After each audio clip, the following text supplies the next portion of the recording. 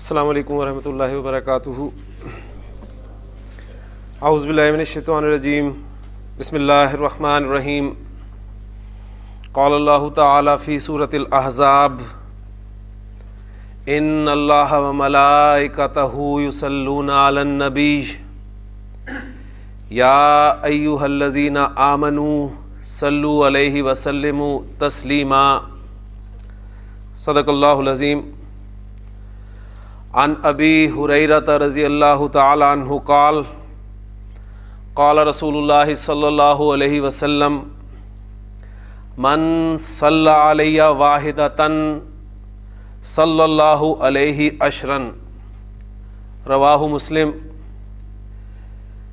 وعن انس رضی اللہ تعالی عنہ قال قال رسول اللہ صلی اللہ علیہ وسلم من صلی علی صلاۃ واحدۃ صلی اللہ علیہ عشر صلوات وحطت عنہ عشر خطیۃ ورفعت لہ عشر درجات، رواہ النسائی۔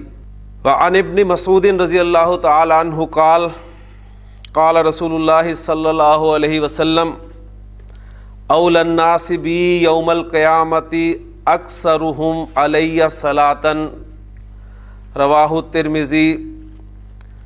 رب اشرح لی صدری ویسر لی امری واحلل عقدۃ من لسانی یفقہوا قولی، رب یسر ولا تعسر وتمم بالخیر، آمین یا رب العالمین۔ سورۃ الاحزاب کی ایک آیت میں نے آپ کے سامنے تلاوت کی ہے، اور یہ وہ آیت ہے جو آپ جمعے کے دن خطبے میں، دوسرے خطبے میں ضرور سنتے ہیں، اور یہ سب کو ویسے بھی یاد ہے، اور اس کا ترجمہ بھی، اور جو حکم اس میں اللہ تعالیٰ نے دیا وہ بھی سب کے علم میں ہے۔ تو 3 احادیث میں نے آپ کے سامنے بیان کی ہیں، ان کا ترجمہ سن لیں۔ پہلی حدیث جو میں نے حضرت ابو ہریرہ رضی اللہ تعالیٰ عنہ سے بیان کی ہے، فرماتے ہیں کہ اللہ کے رسول صلی اللہ علیہ وسلم نے ارشاد فرمایا کہ جو شخص مجھ پر ایک مرتبہ درود بھیجتا ہے تو اللہ تعالیٰ اس پہ 10 رحمتیں نازل فرماتا ہے۔ حضرت انس رضی اللہ تعالیٰ عنہ سے جو روایت میں نے آپ کو سنائی ہے، اس میں آپ صلی اللہ علیہ وسلم نے ارشاد فرمایا کہ جو شخص مجھ پر ایک مرتبہ درود پڑھتا ہے تو اللہ اس پہ 10 رحمتیں نازل کرتا ہے، اور اس کے 10 گناہ کم کر دیے جاتے ہیں، یعنی اس کے 10 گناہ معاف کر دیے جاتے ہیں، اور اس کے 10 درجات بلند کر دیے جاتے ہیں۔ پھر تیسری حدیث جو حضرت عبداللہ بن مسعود رضی اللہ تعالیٰ عنہ سے میں نے آپ کو سنائی ہے، اس میں اللہ کے رسول صلی اللہ علیہ وسلم فرما رہے ہیں کہ مجھ پہ سب سے زیادہ درود بھیجنے والا شخص روز قیامت میرے سب سے زیادہ قریب ہوگا۔ تو نبی اکرم صلی اللہ علیہ وسلم پر درود بھیجنا، اس میں عام طور پر ہم سستی کر جاتے ہیں، تو اس کا خاص اہتمام جو ہے وہ کرنا چاہیے۔ تو ایک مرتبہ سب مل کر ہم نبی کے وسلم پر درود بھیجتے ہیں کہ اللہم صلی علی محمد وعلی آل محمد کما صلیت علی ابراہیم وعلی آل ابراہیم انک حمید مجید، اللہم بارک علی محمد وعلی آل محمد کما بارکت علی ابراہیم وعلی آل ابراہیم انک حمید مجید۔ جملہ اسمیہ کے حوالے سے سبق کو جو ہے وہ تازہ کر لے، اور دعا جو ہے وہ بھی پڑھ لے کہ ربی یسر ولا تعسر وتمم بالخیر۔ جملہ اسمیہ کسے کہتے ہیں؟ ایسا جملہ جو مبتدا اور خبر سے مل کر بنے۔ مبتدا آپ کا اکثر معرفہ ہوتا ہے، اور خبر آپ کی اکثر نکرہ ہوتی ہے، دونوں اعراب کے اعتبار سے حالت رفع میں ہوتے ہیں، اور جنس اور عدد کے اعتبار سے دونوں میں مطابقت ہوتی ہے۔ تو جملہ اسمیہ مرکب تام ایک ہی بات ہے۔ مرکب تام آج میں نے اس کا نام اس لیے لیا کہ مرکب کی جو 2 اقسام ہیں، وہ آپ کے ذہن میں تازہ ہو جانی چاہیے، کیونکہ آج ہم مرکب کی جو دوسری قسم ہے اس پر بات کریں گے انشاءاللہ تعالی۔ پہلی بات یہ کہ مرکب کہتے کسے ہیں؟ جی مرکب کسے کہتے ہیں؟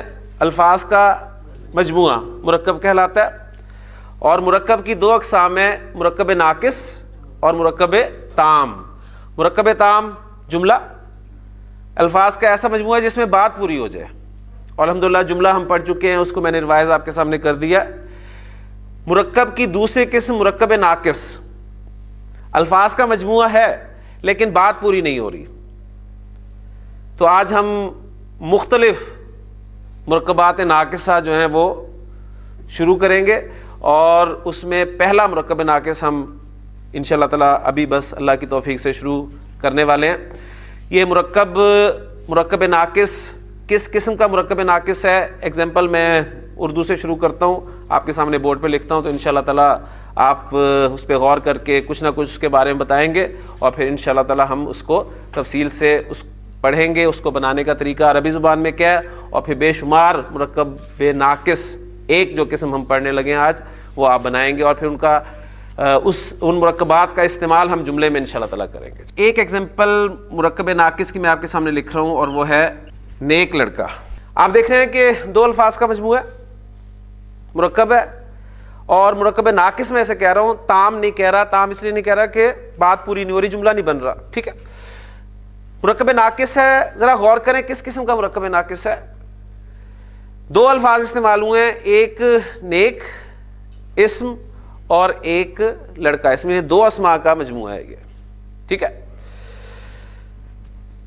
ایک ایسا مرکب ناقص ہے جس میں آپ دیکھ رہے ہیں کہ ایک اسم دوسرے اسم کی صفت بیان کر رہا ہے، ایسی ہے نا، نیک لڑکا، اس میں آپ دیکھ رہے ہیں کہ صفت بیان ہو رہی ہے۔ تو ایسا مرکب ناقص جس میں ایک اسم دوسرے اسم کی صفت ہو، پھر سن لیں، ایسا مرکب ناقص جس میں ایک اسم دوسرے اسم کی صفت ہو مرکب توصیفی کہلاتا ہے۔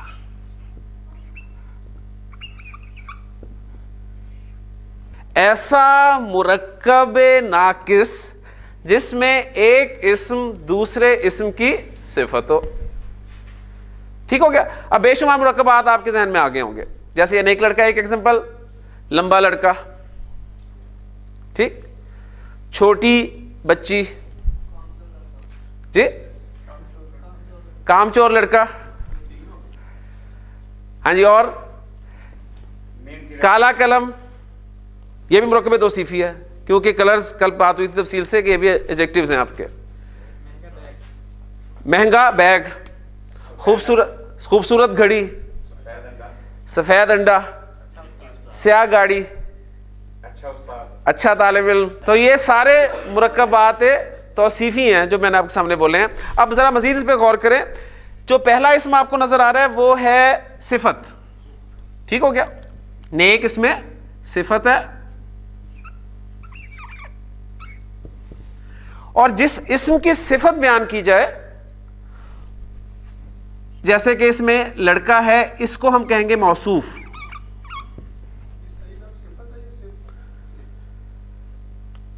صحیح لفظ کیا ہے جی؟ صفت۔ گول تا والا رول پکا یاد رکھ لیں کہ عربی زبان میں جب بھی کسی اسم کے آخر میں گول تا آتی ہے اس سے پہلے لازماً زبر آئے گی، ٹھیک ہے۔ اب وہ اصل میں یہ گول تا کے ساتھ ہی لکھا جاتا ہے، ہم اردو میں آپ کو پتا ہے کہ ہمیشہ اسے لمبی تا کے ساتھ ہی لکھتے ہیں، ٹھیک۔ تو یہ صفت، اس لیے ہم بولیں گے بھی اس کو اسی اعتبار سے جس اسم کی صفت بیان کی جائے اسے موصوف کہتے ہیں۔ تو مرکب توصیفی صفت اور موصوف کا مجموعہ ہے، یعنی ابھی تک ہمارے اردو کے حوالے سے۔ اچھا، اب نوٹ کر لیں کہ جو عربی کنسٹرکشن ہے، اب کیونکہ الحمدللہ ہمیں اردو میں سمجھ میں آ گئی یہ بات، ہم اسے اب عربی میں جو ہے وہ ٹرانسلیٹ کرنے کی کوشش کریں گے۔ عربی کنسٹرکشن میں موصوف پہلے آتا ہے اور صفت اس کے بعد میں آتی ہے، اور اگر آپ غور کریں تو بات بھی یہی ہے، پہلے موصوف کو بولنا چاہیے پھر اس کی صفت لانی چاہیے۔ ہم صفت پہلے بولتے ہیں اور پھر موصوف کو لاتے ہیں، اور انگریزی میں بھی ایسے ہی کرتے ہیں ہم۔ اچھا لڑکا، گڈ بوائے، اب گڈ صفت ہے، ایڈجیکٹیو ہے، اور موصوف آپ بعد میں لا رہے ہیں اسے, ایسے ہی ہے نا. تو اردو اور انگریزی کی ترتیب جو ہے عربی اس کے برعکس ہے. عربی میں موصوف پہلے لائیں گے آپ اور صفت اس کے بعد میں لائیں گے, لہٰذا جب بھی آپ مرکب توصیفی کو کنسٹرکٹ کرنے لگے تو آپ نے یہ جو تیر ہیں یہ ذرا الٹے چلانے ہیں.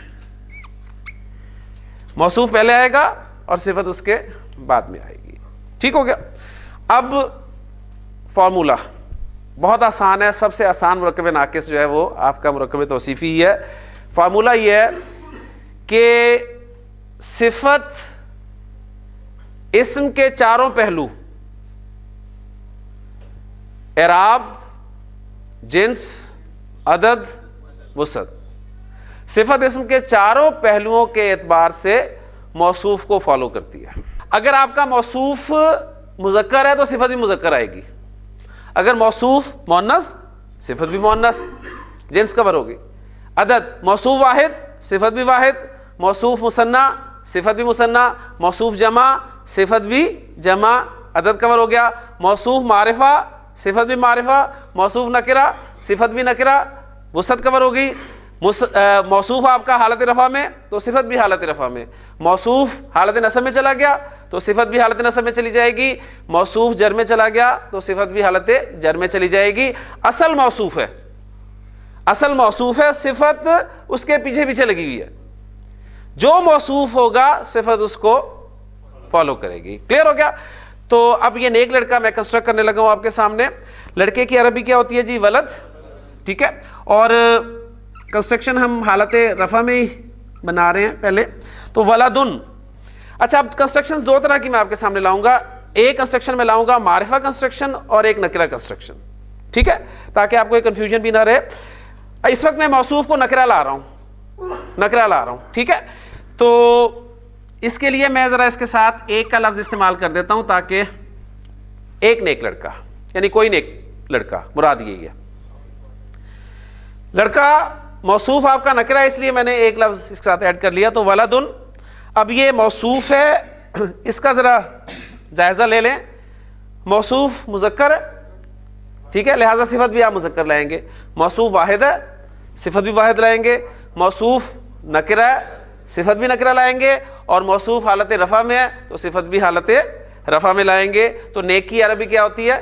صالح. تو صالح کو چاروں اعتبارات سے موصوف کے مطابق کر دیں اور یہ آپ کی کنسٹرکشن بن گئی ولدن صالحن.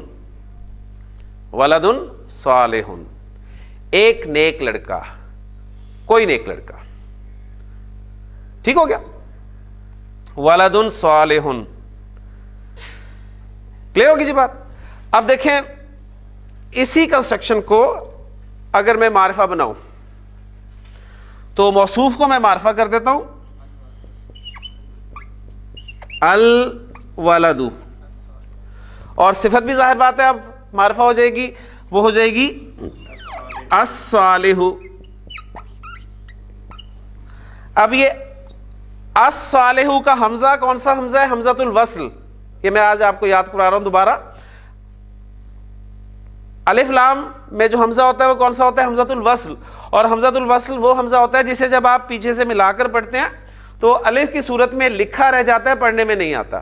ٹھیک ہے, اس لیے جب آپ اسے پیچھے سے ملا کر پڑھیں گے تو یہ الف کی صورت میں لکھا رہ جائے گا اور یہ بن جائے گا الولد الصالح. الولد الصالح. اب اس کنسٹرکشن کا ترجمہ جو بنے گا وہ بنے گا نیک لڑکا. اب میں ایک ہٹا دوں گا بیچ میں سے. کلیئر ہو گیا نا. تو ایک کنسٹرکشن آپ کے سامنے نکرہ آ گئی اور ایک معرفہ کنسٹرکشن. کلیئر ہو گیا. اچھا جی, اب میں موصوف لا رہا ہوں, بلکہ ساتھ ہی اعراب کو بھی چیک کر لیں کیونکہ ہم نے کہا تھا کہ اعراب سب سے اہم پہلو ہے, تو اس کو ہم تینوں حالتوں میں جو ہے وہ دیکھیں گے. یہ ولد الصالح ہم نے حالت رفع میں بنایا. اب موصوف آپ کا حالت نصب میں چلا جاتا ہے تو کیا بنے گا ڈاکٹر صاحب؟ ولدن. موصوف صاحب حالت نصب میں گئے تو ولدن بن گئے اور صفت بھی اسے فالو کرتی ہوئی صالحن. تو یہ آپ کا بن گیا ولدن صالحن. ولدن صالحن, صفت اس کے پیچھے پیچھے. موصوف رفع, موصوف نصب اب موصوف کسی وجہ سے آپ کا جر میں چلا جاتا ہے تو کیا بنے گا؟ ولدن. تو صفت جو ہے وہ اس کے پیچھے لگی ہوئی ہے، وہ بھی حالت جر میں چلی جائے گی اور وہ ہو جائے گی صالحن. ولدن صالحن. اور یہ حالت رفع میں، نصب میں، جر میں اب پوری کنسٹرکشن ایک مرکب ناقص کس وجہ سے ہوگی؟ اس کی مختلف وجوہات ہو سکتی ہیں. دانش کا سوال آیا جی کہ ہم نے جملہ اسمیہ بنایا تھا زید صالح،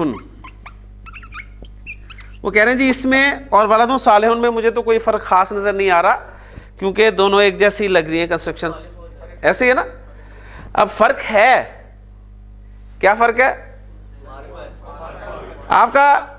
اگر اسے مرکب توصیفی آپ سمجھ رہے ہیں تو اسے موصوف بنائیں اور موصوف آپ کا یہ معرفہ ہے، لیکن صفت آپ کی جو ہے وہ نکرہ ہے. تو معرفہ اور نکرہ کمبینیشن جملہ بناتا ہے آپ کا. ٹھیک ہے، یہ مرکب تام بن گیا، یہ مرکب تام ہے. ٹھیک. اب ولد صالح کو یہ جو مرکب توصیفی ہے آپ اسے مرکب تام بنانا چاہتے ہیں تو ندیم صاحب کیا کریں گے؟ صرف اس والے اسم کے ساتھ الف لام لگا دیں، اس کو نکرہ رہنے دیں، آپ کا مرکب تام بن جائے گا. الولد صالح، لڑکا نیک ہے. تو دیکھیں عرب اصل میں کرتا ہے کیا، کبھی الف لام لگا رہا ہے، کبھی ہٹا رہا ہے، اور ہم پریشان ہو رہے ہیں. بس ہم بھی طے کر بیٹھے ہیں کہ انشاءاللہ ہم نے اس کی یہی باریکیاں سمجھنی ہیں اور الحمدللہ ہمیں کچھ سمجھ میں جو آ رہی ہیں. جی ایک سوال پیچھے سے بھی آیا تھا. ہاں نہیں بنا نا، اب کلیئر ہو گیا نا؟ یعنی آپ کو غور کرنا پڑے گا کہ اگر تو دونوں ایک جیسے ہوتے، ہاں اب اسے اگر آپ بنانا چاہ رہے ہیں، مرکب توصیفی بنانا چاہ رہے ہیں تو دونوں معرفہ ہونے چاہیے، لہٰذا اس پہ الف لام داخل کر دیں صالح پر. تو یہ زید الصالح. اب یہاں پر ایک پرابلم ہوئے گی آپ کو، وہ اچھا ہو گیا سوال کر لیا آپ نے، یہ آپ سے پڑھا نہیں جائے گا. اب کیوں جی؟ ذرا پڑھیں اس کو، کوشش کریں. اب الصالح کا حمزہ حمزۃ الوصل ہے، اسے جب پیچھے سے ملا کر پڑھنا ہے تو وہ الف کی صورت میں لکھا رہے گا، پڑھا نہیں جائے گا. اگر زید الصالح پڑھتے ہیں تو وہ تنوین کہاں گئی؟ ختم کیوں ہو گئی؟ اپنی مرضی سے ختم نہیں کرنی، اس پہ تنوین آتی ہے، زیدن پہ تنوین آ رہی ہے. زیدن زیدن. اب دیکھیں زیدن بریک لگ گئی آپ کی، زیدن آگے چل ہی نہیں پڑ رہا کیونکہ آپ نے ساتھ ملانا ہے. زیدن الصالح کہہ نہیں سکتے آپ. کلیئر ہو گیا نا؟ پرابلم آئی لیکن الحمدللہ حل موجود ہے. زیدن تنوین کس چیز کا نام ہے؟ تنوین اصل میں کسی بھی اسم کے آخر میں آنے والی نون ساکن کی آواز ہے. زیدن اینڈ پہ کیا آواز آ رہی ہے؟ نون ساکن. زیدن کیا آ رہا ہے؟ نون ساکن. زیدن نون ساکن. تو اس کا حل دیکھیں آپ، کتنا پیارا حل ہے. اس اسم کی جہاں آپ کو پڑھنے میں پرابلم آ رہی ہے نا، تو آپ ایسا کریں، اس زید کے یعنی یہ جو زیدن ہے اس کی تنوین کو کھول لیں. زیدن تنوین کھول کے لکھ دی نا میں نے، زیدن ایسے لکھ دیا. اب آگے الصالح. اب پرابلم کیا ہو رہی ہے؟ پرابلم یہ ہو رہی ہے کہ دو ساکن آ رہے ہیں آپ کے سامنے، کیونکہ یہ جو الصالح اصل میں ہے نا، الصالح یہ پہلا سواد ساکن دوسرا حرکت کے ساتھ ہے، تو پہلا ساکن ہے، دو ساکن آ گئے آپ کے قسم کے. ٹھیک ہو گیا؟ اب اس کا حل دیکھیں انہوں نے کیا کیا ہے. یہ رول ہے، دو ساکن اکٹھے ہو جائیں تو پہلے ساکن کو آپ آگے ملاتے ہوئے زیر دیتے ہیں.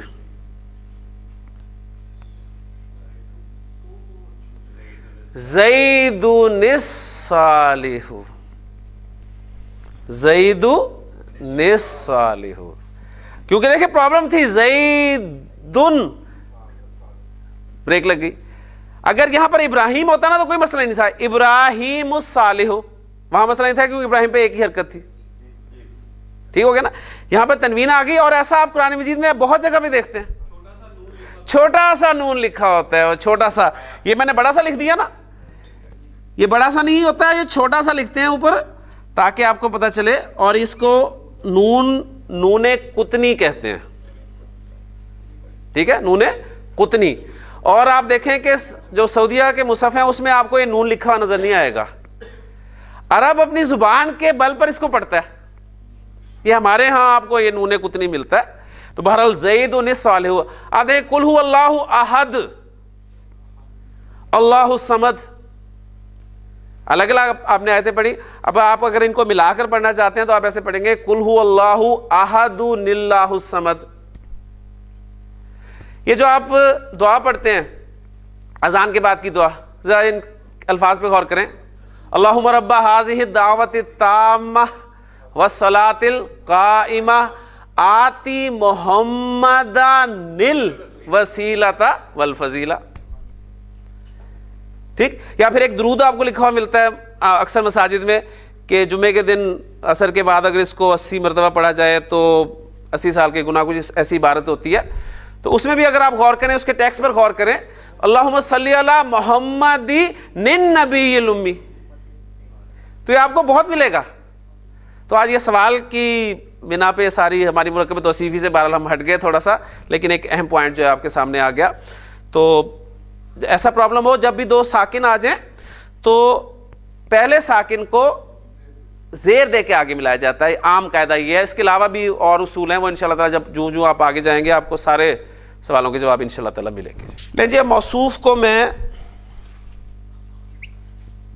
مثنیٰ لا رہا ہوں، ولدانی، ولدانی. جی اب میں اس کی صفت لانا چاہتا ہوں. دو لڑکے ہیں، ان کی صفت لاؤں گا. کیا لاؤں گا جی؟ صالحانی. ولدانی صالحانی. کلیئر ہو گیا جی؟ ولدانی صالحانی، اس کی حالت نصب کیا ہوگی جی اسلام؟ ولدانی مثنیٰ کی حالت نصب ولدینی. ماشاءاللہ جی، ولدینی صالحینی. آنی اینی، آنی اینی، آنی اینی، دو ساؤنڈ مثنیٰ میں، دو ساؤنڈز پکی کر لیں، آنی اینی. اور حالت جر میں کیا ہوگی؟ ولدینی صالحینی، سیم ہوگی. ٹھیک ہے. ابھی تو مثنیٰ کی بات ہوئی ہے، جمع کی بات تو ہم نے کی نہیں ابھی. ٹھیک ہو گیا. ابھی واحد اسم موصوف اس کی تینوں اعرابی حالتیں اور مثنیٰ اس کی تینوں اعرابی حالتیں. یہ ولدانی صالحانی حالت رفع اور ولدینی صالحینی حالت نصب اور حالت جر. جی ولد کی جمع آتی ہے اولاد، جمع مکسر استعمال ہوتی ہے اولادن. جی اب اس کی صفت لانا چاہتا ہوں میں.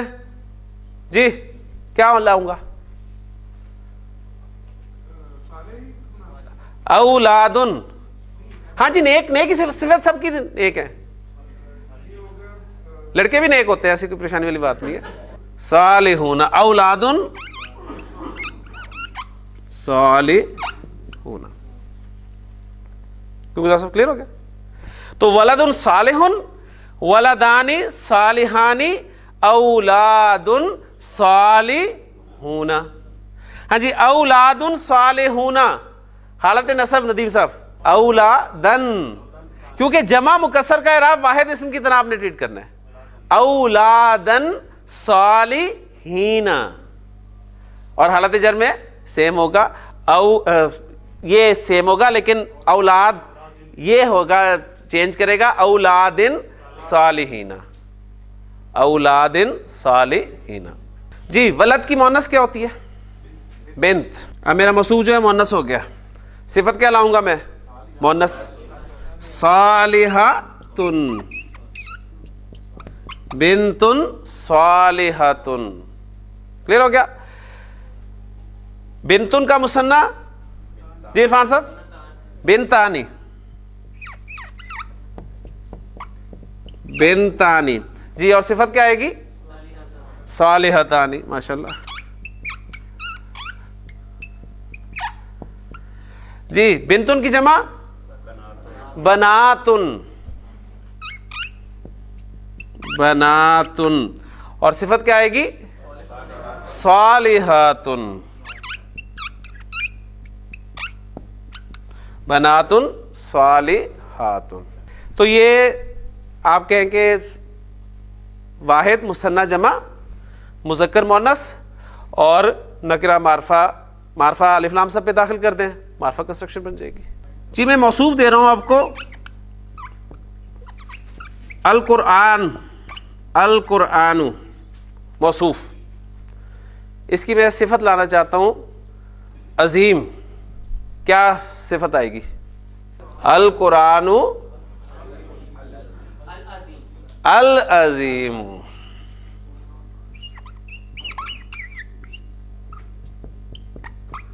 القرآن العظیم، عظیم قرآن. صفت پہلے آ گئی نا عظیم اردو میں، اور قرآن کا ذکر موصوف کا بعد میں آیا، تو عظیم قرآن. اگر ہم اس کو عظیم کو نکرہ لاتے نا القرآن عظیم، تو اس کا مطلب ہوتا قرآن عظیم ہے، وہ پورا جملہ بن جاتا. کلیئر ہو گیا؟ اب یہ عظیم قرآن ہے.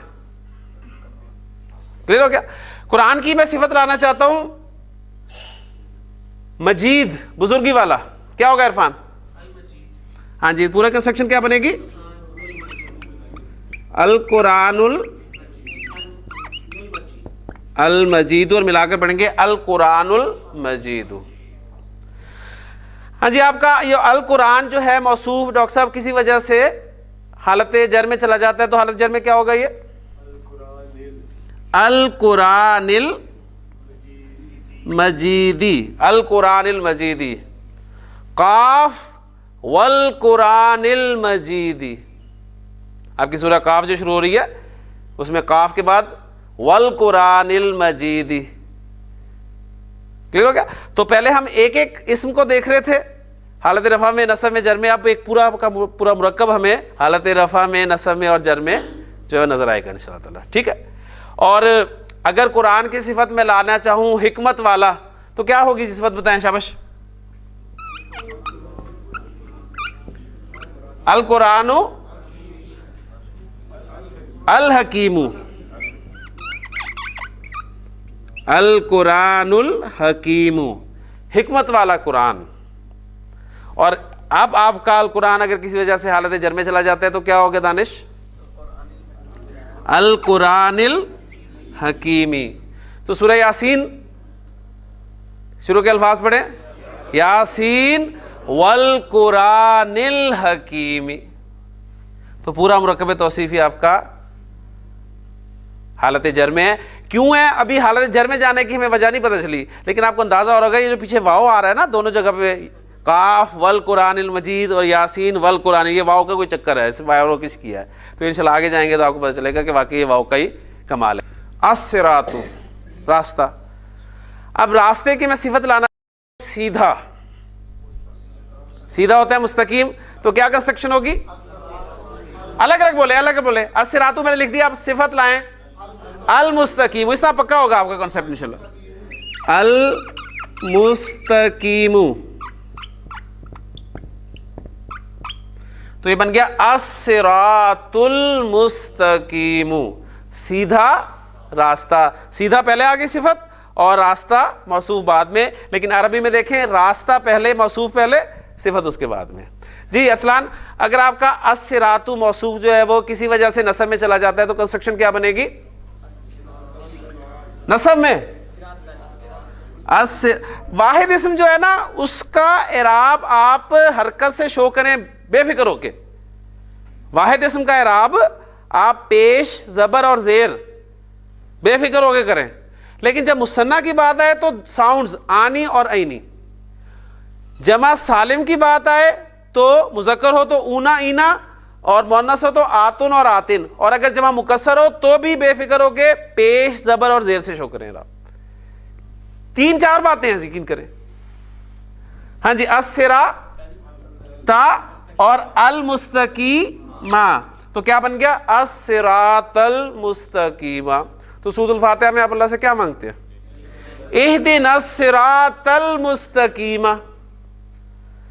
اب دیکھیں ترجمہ وہی ہے نا، ہمیں سیدھا راستہ دکھا، تو الصراط المستقیم کا ترجمہ بھی سیدھا راستہ، الصراط المستقیم کا ترجمہ بھی سیدھا راستہ، اور الصراط المستقیمی کا ترجمہ بھی سیدھا راستہ. تو معنی کی تبدیلی کے بغیر اسم کی حالت یا شکل کی تبدیلی کو ہم اعراب کہہ رہے ہیں. جی میرے پاس موصوف ہے طالبن. کوئی طالب علم ہے, اس کی میں صفت لانا چاہتا ہوں محنتی, جی کیا لاؤں گا؟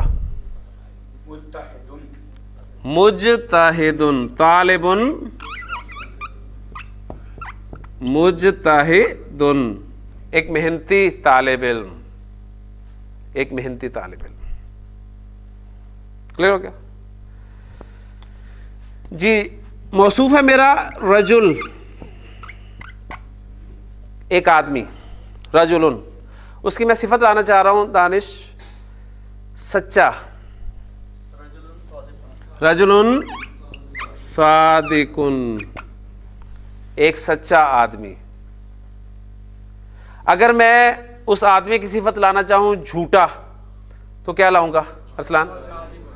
رجلن کاذبن, رجلن کاذبن.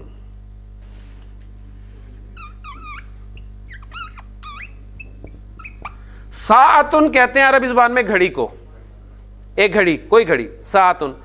اس گھڑی کی میں صفت لانا چاہتا ہوں خوبصورت, کیا لاؤں گا جی؟ ساعتن جمیلتن, ساعتن جمیلتن, ایک خوبصورت گھڑی. جی ذیشان, ایک نئی گھڑی,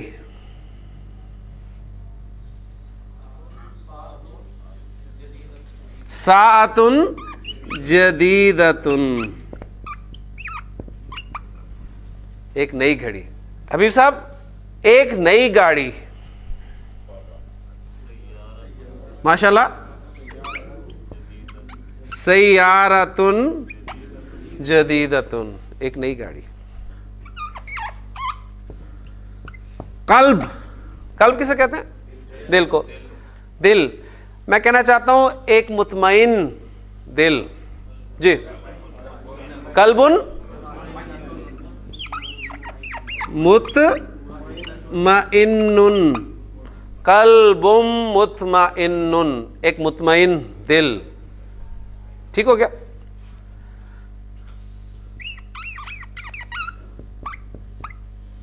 النفس, النفس کسے کہتے ہیں؟ جان. ٹھیک ہے, اب میں کہنا چاہتا ہوں عرفان صاحب مطمئن جان, المطمئن, المطمئن, اچھا جی, النفس المطمئن. جان مؤنث ہے, مؤنث کیسے پتہ چلتا ہے؟ جان کے مقابلے میں مذکر کوئی نہیں ہے, حقیقی مؤنث نہیں ہے. علامتی مؤنث میں دیکھیں گولتا ہے, الف ممدودہ ہے, الف مکسورہ ہے, نہیں ہے. آگ کے نام میں سے, شراب کے نام میں سے, ہواؤں کے نام میں سے, جسم کے اعضاء نہیں, متفرق اسما اس میں ہے اس میں موجود ہے, لہذا اس لیے اس کی صفت جو لائیں گے وہ کیا لائیں گے؟ المطمئنۃ, النفس المطمئنۃ, مطمئن جان. یا ایتھا النفس المطمئنۃ, اے مطمئن جان. ٹھیک ہے, تو یہ النفس مؤنث ہے. یہ النفس جو ہے اس کی جو مختلف کیفیات ہیں اس کے حوالے سے, یہ جو نفس ہے, ان النفس لامارۃ بالسوء, یہ نفس تو برائی کا حکم دیتا ہے. ٹھیک ہے نا, تو یہ نفس امارہ ہم اس کے لیے ٹرم استعمال کرتے ہیں. لیکن ملامت بھی کرتا ہے. آپ کوئی غلطی کرتے ہیں, گناہ کرتے ہیں تو آپ کو ملامت ہوتی ہے. اس حوالے سے کیفیت بنتی ہے نفس لوامہ, تو اس کا ذکر بھی قرآن مجید میں ہے. سورہ قیامہ میں لا اقسم بیوم القیامہ ولا اقسم بالنفس اللوامہ, تو النفس اللوامہ, اور اس کا ذکر بھی, مطمئنہ کا ذکر بھی جو ہے وہ قرآن مجید میں ہو گیا. تو مرکب توصیفی الحمدللہ ہم نے سٹارٹ لے لیا ہے. ابھی اسے مرکب توصیفی کو ہم نے جملوں میں استعمال کرنا ہے انشاءاللہ تعالیٰ. اس کے لیے ہم نیکسٹ مزید کچھ مرکبات ناقصہ مرکب توصیفی کر کے جملوں میں استعمال کریں گے. سبحانک اللہم و بحمدک, اشہد ان لا الہ الا انت, استغفرک و اتوب الیک.